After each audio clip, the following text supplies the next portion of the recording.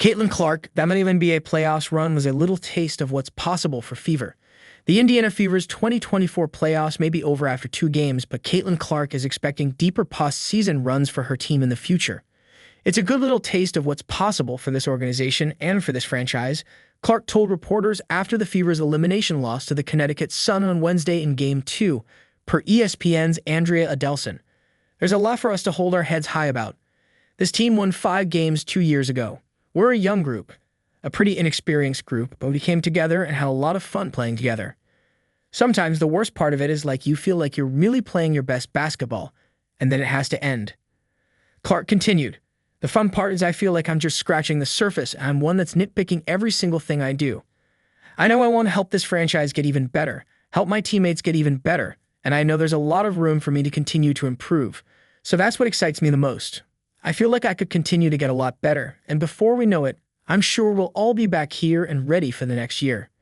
Despite setting a WNBA playoff rookie record with 25 points, 5 rebounds, and 5 assists, Clark was unable to power her team to victory on Wednesday night as Alyssa Thomas and the Sun clinched the opening round series with an 87-81 win at home. The shortened postseason run still marks significant progress for a club that had missed the playoffs for 7 straight seasons prior to selecting Clark at the top of the 2024 draft.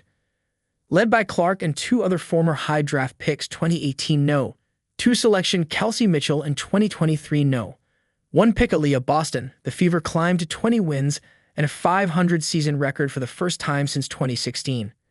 Led by its young stars, the Fever at times struggled with inexperience throughout the season, as shown during Clark's playoff debut in Sunday's Game 1 against the Sun. The loss became a blowout in the second half as Clark struggled from behind the arc, making 2 of 13 three-point attempts as she finished with 11 points in the 93-69 loss. The Fever were once again trailing by 9 points heading into the fourth quarter of Game 2 before a late surge of offense by Clark helped pull the visitors into the lead with 4 minutes remaining. Veteran Duana Bonner pushed the Sun back ahead before late Fever fouls allowed Connecticut a series of free throws that put the elimination game out of reach. The Sun are now set to face the Minnesota Lynx when the WNBA semifinals begin on Sunday. The Fever will meanwhile enter the offseason with Clark signed through 2027 and Boston locked in through 2026 as the young core of what will be a playoff hopeful next fall.